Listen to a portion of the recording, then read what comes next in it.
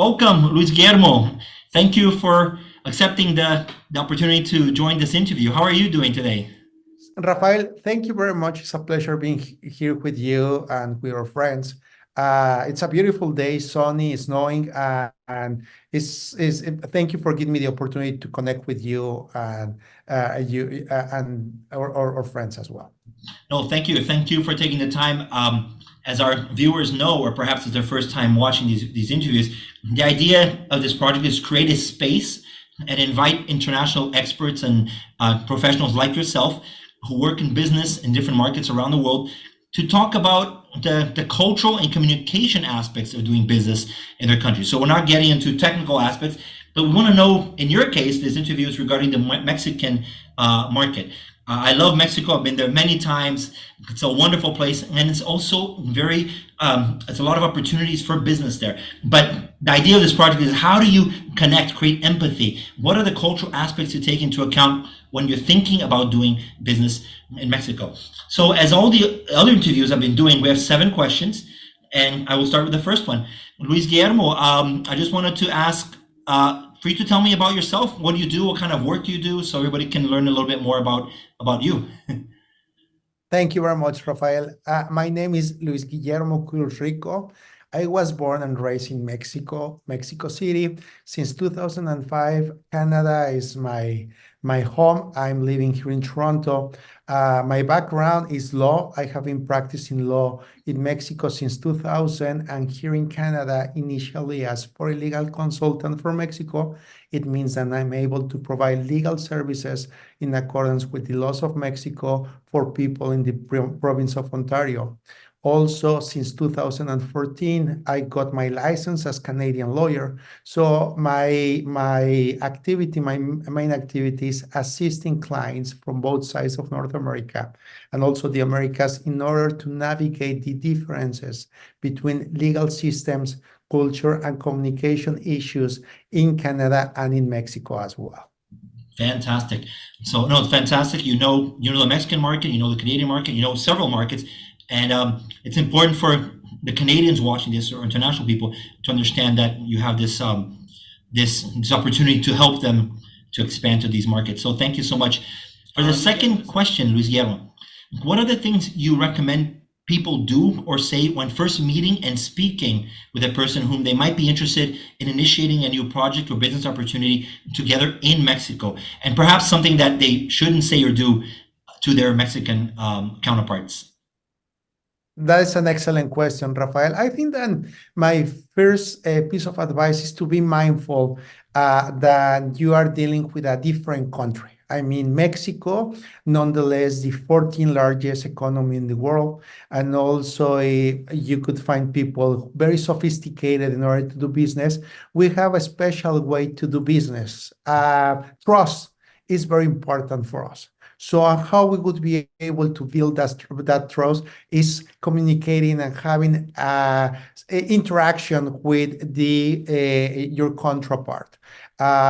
One of the main differences that I found in Mexico, comparing with other jurisdictions, is that in Mexico, it's very likely that when you have your initial meeting, the party that you're speaking with would ask you personal questions or is asking for your family or for a specific chunks of information that if you are not aware with that, maybe you would believe that that person is a little bit noisy. It means that you would say, you shouldn't get access or you shouldn't ask me that.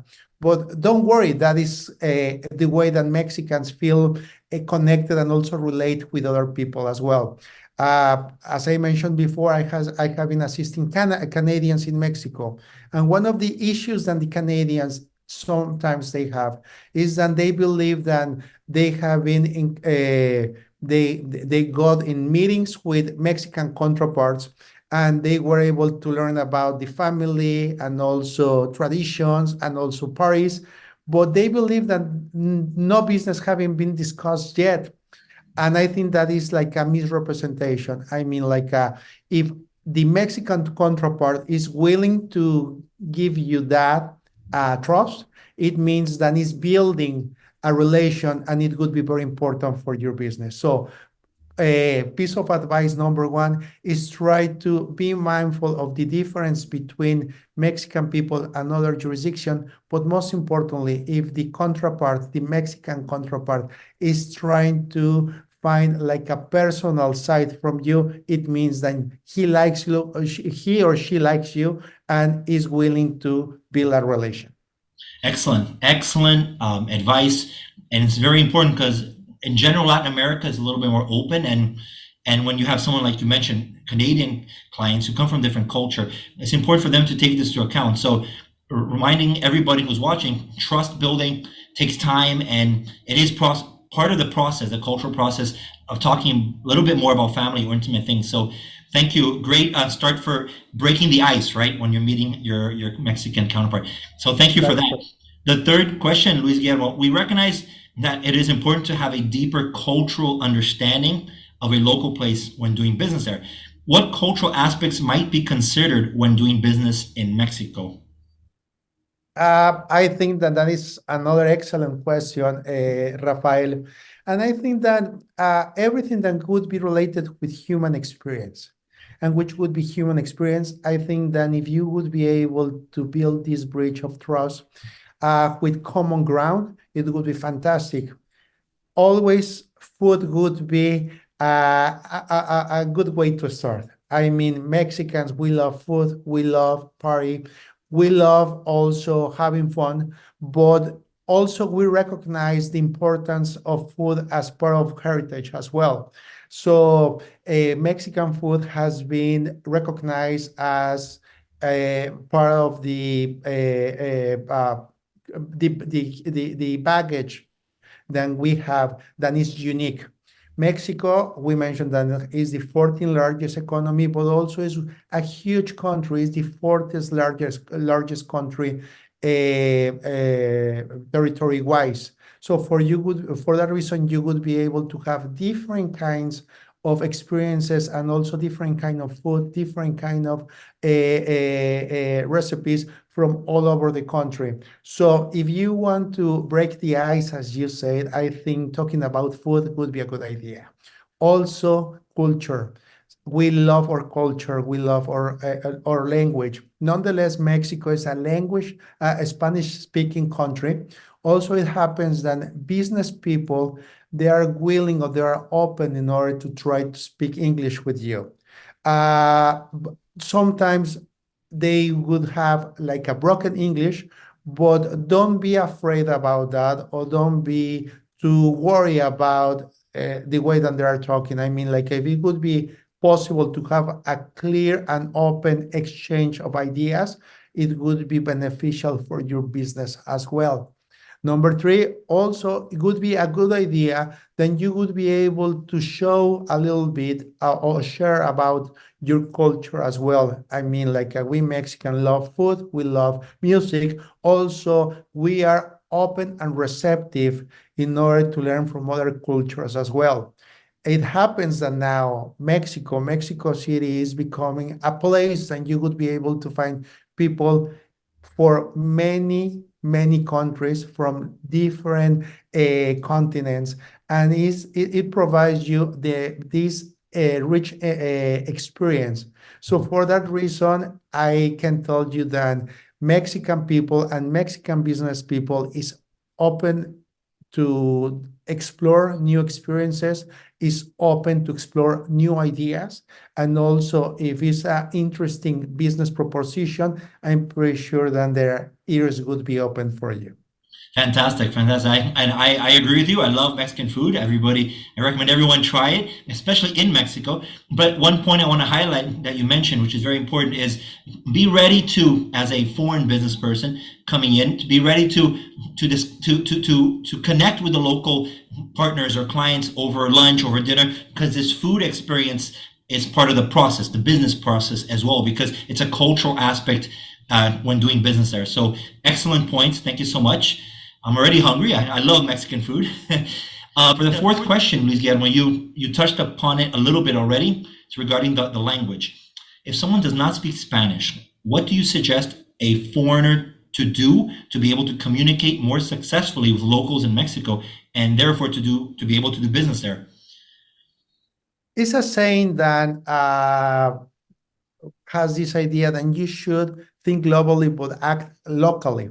I think that if you are not able to communicate or you know or your language skills in Spanish are limited, you shouldn't feel bad. I think that if you would be able to express ideas, it would be a good beginning. On the other hand, also it would be a good idea to be assisted for somebody who would be fluent in Spanish as well and would be able to translate what is happening. Because at the end of the day, you are conducting businesses, is that right? So, and details should be important for you. In order to avoid any kind of miscommunication, I think in order to build trust, it would be a good idea to do your best or put your effort out there in order to try to communicate. But now when you are dealing with the specifics about terms and conditions and also specifications related to the business that you would be conducting, it's very important that you should and must have assistance, either from a translator or a professional that would be able to communicate in both languages. In that way, you would be protected. But on the other hand, also you would be able to offer the best of your product or your service to the Mexican counterpart. In other words, you would be able to provide a clear and straightforward information if you are assisted by professionals and they could be able to convey your message as you were considering. Perfect. Thank you, Luis Guillermo. And you mentioned in the question before that some Mexicans do speak English at a good level, right? As such as yourself. In my own experience in Mexico, I've seen that. I was impressed at the level of English of many business peoples. But you're correct. When we're getting into the nitty ditty, the questions, the details of some business negotiation, it's safer to have someone assisting you. And I tell everybody who's watching, Luis Guillermo is actually a person that can assist anybody working in Mexico as well, because he speaks English and Spanish fluently. So it is important. It is important to have this language skill. So thank you. Thank you for clarifying that. Moving to the fifth question, to get better results in visibility or sales, what are your recommendations on the most effective ways to do marketing for products or services in Mexico? And this question is a little bit more in terms of what are the marketing channels? What's popular culturally that people use? Social media. What exactly are how do a foreigner bring his products and services to the market? And how does he promote it? What's the best approach in Mexico? The best approach, in my opinion, is to have the advice of somebody who would be a professional in Mexico. I mean, like as we discussed previously, it happens that it would be sometimes gaps between in the way the communication happens in Mexico and other countries as well. For that reason, it would be a good idea to contact somebody who would be a professional that has experience in order to bring products from abroad to Mexico and also developing those products. Or on the other hand, local professionals that they have a proof track record about the services that they are providing. Why? Because it happens that some products that maybe they have a specific name or a specific message abroad, it would be ideal to change it in order to appeal the Mexican market. So there are several examples, such as in shampoo, such as in products that it would be even cars, that names that it would be part of or should have a specific name in a different jurisdiction are different in Mexico. Also, I can tell you that Mexico is a highly connected place. So it means that, for instance, Mexico City won a Guinness World Record because if I don't recall wrong, in 2016 to 2017, Mexico City was the first biggest city in the world that was fully connected and providing free internet access. So what I'm trying to say is that TV, of course, is important, but also devices, personal devices, cell phones are very popular. So for that reason, anything that would have content that would be able to be transmitted by the internet and using a mobile device, it would be ideal. There are some websites that are more popular. Mexico, for instance, Facebook is very popular, but depending also the age of the segments of the market. But Facebook is still quite popular. TikTok for sure. I believe that Twitter is more business related, and of course YouTube channels as well. They are very popular as well. Excellent advice. I'm taking notes myself. It's important to understand what platforms people use, depending on the segment and the age. But it's good to know that Mexico is very connected. So businesses have to be aware that to reach a larger, depending who their client is, to understand which platforms is best to use. So great Of course, advice. sorry for interrupt you. Yeah, Before in the 90s, the way to go in order to introduce a new product massively, it was TV. TV, it was the only way that you would be able to have access, rather than using billboards, rather than radio. But nowadays, it would be social media for sure. great. Thank you, Luis Guillermo. Going to the sixth question. This question is really focusing a lot more on the empathy of connecting with the locals. So if a business partner in Mexico wants to get to know you better and invite you to a local coffee or tea place, a restaurant, or even doing a virtual happy hour via Zoom, what are the kinds of topics people in Mexico like to talk about that is not related to business, for example? So it's that trust building that you mentioned before. What are the kind of things you would hear in a coffee place or your Mexican counterpart wants to talk to you about? I believe that anything that it would be actual events, I mean, news for sure, that it would be affecting the Mexican market, or also what is happening in the place that you are coming from. That would be important. On the other hand, or like as we mentioned, we like culture, and for anything that it would be entertainment, shows, theater, movies, it would be a good idea as well. But I can tell you that we as Mexicans, we are open in order to have some very straightforward and honest conversations. I think that something that you should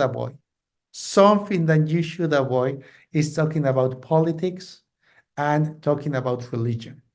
I think that any topic you would be safe and would be welcome.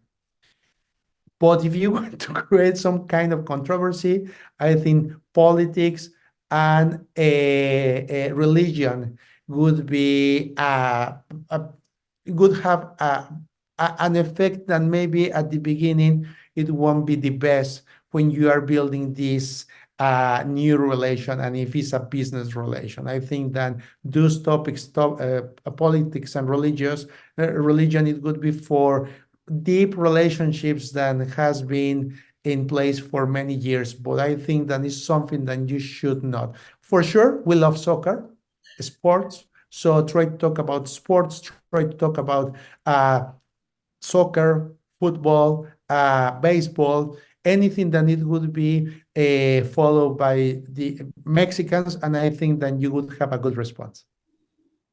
Fantastic. And it's all true what you're saying, because I've been to Mexico. I talk a lot about music, the food, and soccer, which I love. And absolutely, do not talk about politics or religion. So that's very important points. It's a trust building, the empathy that you're establishing with your local partners. So thank you for that. Coming to the last question, what is one word that everyone should learn to say in Spanish, and why? There are few. I think a positive word always would be amigo. Is that right? I mean, like amigo is a friend, is somebody that you feel comfortable with. In business and also in social and business, social, and also personal matters, there are some codes that only Mexican could learn and could understand. Okay, if you hear a concept, a term that it says ahorita, is an undetermined time unit. If so, for instance, if you say, I'm wondering when my order would be ready, and the response says ahorita, it means that you don't have an idea that it would be right away, it would be in 4 hours, or it would be way later.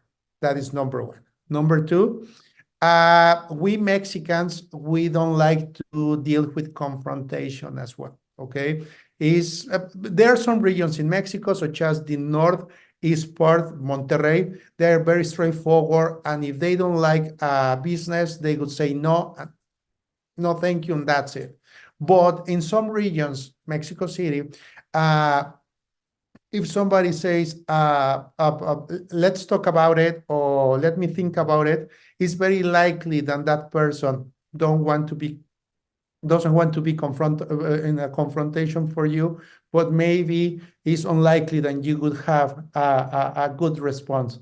Also, if somebody says, nos hablamos, it means like, if you do like a literal translation is, we will call you, or we'll call each other. It means unlikely that you will hear from that person.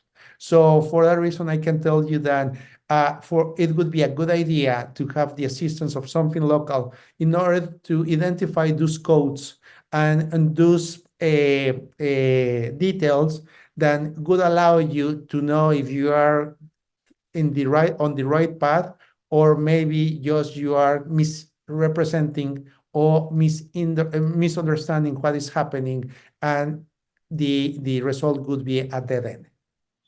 Oh, absolutely. Such rich advice. Thank you. And these little things make a difference, Luis Guillermo. When you're a foreigner, to try to understand, you're there for business, you're meeting someone, they use these terms, and sometimes you don't know. You're going to be waiting and anxious. You don't know if the business is going through or not. So it is important to understand these, because this cultural aspect, because then it saves you time and energy, instead of going forward or not with the business. So very, very rich. I didn't know these things, and I've been to Mexico. I've worked with many Mexicans, but I didn't know all these little terms. So thank you for that. We've come to the end. We could be talking for hours, but I want to thank you again, Luis Guillermo, for being part of this project, for sharing your insights, your recommendations, your experiences. It's very valuable, the cultural aspect, understanding how the locals think, how they interact business-wise as well. And I really hope this interview also benefits you and the opportunities that for your business. I'm going to be in the summary. I'm going to do of our interview and put on LinkedIn. I'm going to put your contact information in case people do want to reach out to you. You do have experience and work with the Canadian market as well, just to let everyone know. You can receive companies in Canada or Mexico. So I'll write all this down in the interview summary so everybody can learn. But thank you again. It was a enriching experience. I learned a lot about Mexico myself. I hope everyone also enjoyed it. Any final comments, and we will end here.